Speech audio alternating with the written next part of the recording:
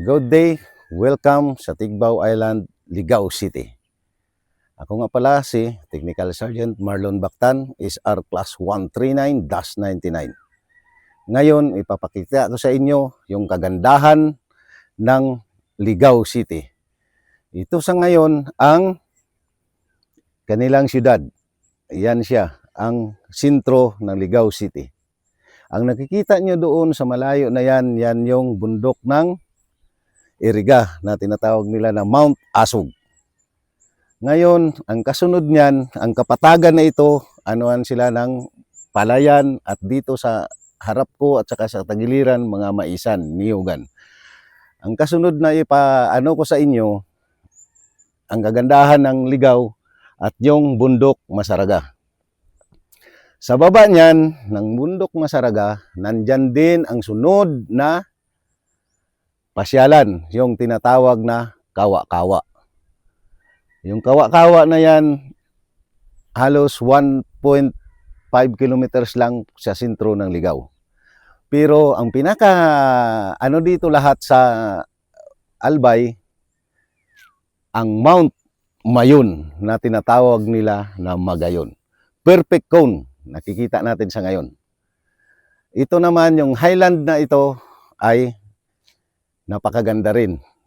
Nung kapanahonan ko rito, nag-start ng 1998, nasa Tula-Tula na kami. Ang batalyon ko noon ay 22nd IB. Dati, ang lugar na ito ay hindi mo mapasok dahil nga sa mga kalaban sa cities. Ngayon, ang mga pangyayari dito ay hindi ko makalimutan, kaya ikukwento ko ngayon sa inyo. Una, nagbuo kami rito ng KAFGU. Marami sila dito ngayon. Ligao, Pulanggi, Ginobatan, at saka Piuduran, Uwas. Itong area na ito, nagpapasalamat ako at sa panahon ngayon ay nagbago na. Maganda na at peaceful na ang lugar. Sa ngayon, ito ang mga pangyayari. Nung kapanahonan ko, nung 2003, lahat dito ay hindi mo mapapasok. Takot ang lahat ng mga sibilyan dito. Ngayon, 2004, nagbuo ang 22nd IB ng Cadre Batalyon. Binuo yun. Kaya hanggang ngayon, mula doon ng 2004 hanggang sa ngayon, maganda ang naging epekto ng pagkabuo ng KAFGU dito. Nag-support sila, walang ito ang nangyayari sa lugar na ito. Kaya sa ngayon, napakaswerte natin kasi mayroon na tayong pasyalan, mayroon pa tayong magandang lugar at makikita natin ang kagandahan ni Mount Mayon na Magayon. So, doon naman sa pangyayari, sa encounter dito, ako mismo ang nakakaranas dito. Sa awa ng Diyos, hanggang ngayon, buhay pa ako. 29 and 6 months in the service na ako ngayon. 50 years old. Ang encounter dito na mga pangyayari, dyan sa Sitio Baligang, Barangay Pinamanikian. Kaganda ng dyan, ng nangyayari. Sunod, 2004, Sitio Paniki, Barangay Tastas. Kay Master Sigura, ayan ang mangyayari. Ngayon, nakikita ko pa yung bahay ng pinangyarihan.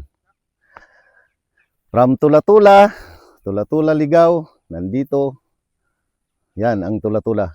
Diyan ang batalyon namin. Tapos diretso dito, papasok kami ng Uma-Uma. Kaya sa awa ng Diyos, maganda ang recover dito. Maganda lahat ang naging resulta.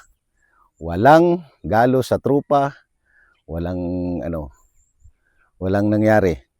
Sunod, ang pinakaano ko, yung sa Uma-Uma.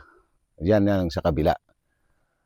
Pero ngayon, 49 IB na ako as a First Sergeant ng headquarters. Ang inalagaan ko ngayon dito, yung KAFGU natin. Para wala silang mapapasukan at saka wala silang masabi na ang KAFGO natin ay pinaka natin sa trupa. Pinaka main natin dyan, yung paramilitary. Yan ang naging history ko dito sa lugar na ito. Bumalik na naman ako dito as a 49th IB. Hindi ko makakalimutan na encounter ko at magandang resulta ng ang aming encounter. Yan sa Sitio Suwa, Barangay Igot, Malinaw, Albay. Yan sa pagitan ng Mount Masaraga at saka Mount Mayon. Ang recover namin dyan ay 7 high-powered at 6 na body count. Wala kaming galos lahat. Sa plato namin, walang galos. Kaya maganda ang naging epekto ng year 2000. March 15, 2000. Yun ang nangyayari sa amin. Kaya maganda ang nagiging resulta. Ang kasunod ko, nasa Ginubatan naman yun. Ginubatan, tapos sa Uma-Uma. Puro malalaki lahat ang aming encounter. Ngayon, ang pinakadabis doon, hindi kami nalagasan ng trupa. Yun ang pinakaano ko doon. Kaya hindi ko talaga makalimutan kasi ang ganda ng pagpasok namin sa area na yun. Kaya walang galo sa amin. Ranger nga eh. Ganun ang namin. Okay? Marami. Okay, sa muli. Ako nga pala si Technical Sergeant Marlon Alpha Bactan, 804789, Infantry Philippine Army, Class 139 sa Ranger. Shout out sa mga classmate ko, sa dusing pulis at saka dusing army na officer. Mabuhay tayong lahat at saka suportahan nyo ang Good Samaritans Battalion. Nandito na ako ngayon. Maraming salamat po at Diyos mabalos sa Indogabos.